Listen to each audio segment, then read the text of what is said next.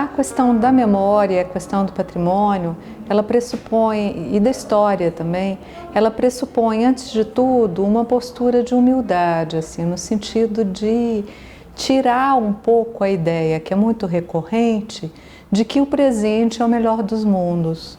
Então, a primeira questão é de um respeito com relação à questão do passado, né? Que é uma cultura em outro ponto, com outros valores, fez uma produção de bens culturais que nós consideramos relevantes e que a gente vai se mobilizar para fazer esses bens chegarem até o presente, das pessoas do presente terem condições de ter contato, por eles existirem, né? Então tem todo o trabalho da conservação e não só esse contato, um contato no sentido de uma compreensão. A minha área é conservação têxtil, né? Então os têxteis, eles são feitos desde a pré-história. Esse saber fazer me permite que hoje eu pegue rendas do século XIV, XIII, né?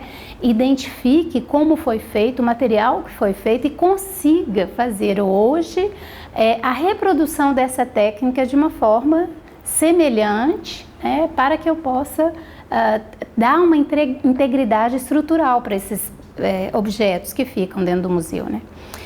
Se tornando objetos museográficos, que de toda forma são selecionados, né, por uma cultura, por um momento histórico, então uns ficam nos museus, outros não ficam, né?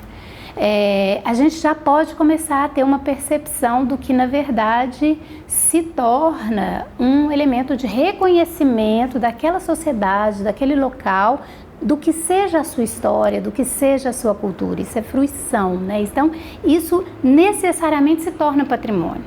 É muito importante, assim, as pessoas terem acesso ao contexto no qual aquilo foi produzido, porque isso provoca uma outra leitura das pessoas, uma outra forma de compreensão, porque é esse esforço de te tirar do lugar que você está habituado, naturalizado, contextualizado e tal, para entender o outro, né? No caso é o passado. Então, acho que primeiro uma política de universalização de acesso, que eu acho que a cultura digital ela vai ser um aporte muito importante para isso, né? E uma política contínua de conservação. Primeiro reconhecê-la, né?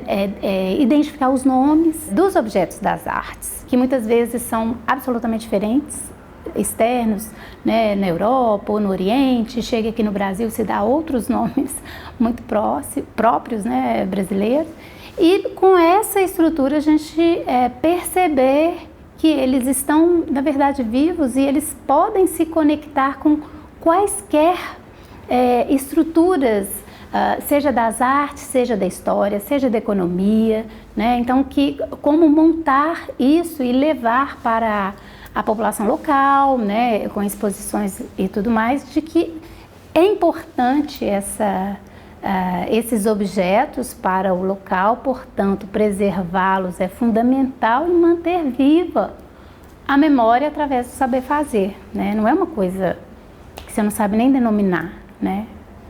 Precisa de investimentos, e investimentos que são contínuos e que não vão passar por um questionamento a cada 4 anos, por exemplo, né?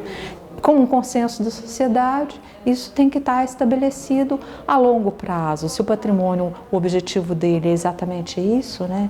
De fazer com que esse passado venha até nós, tem que ser pensado numa escala temporal mais larga para ter efeito.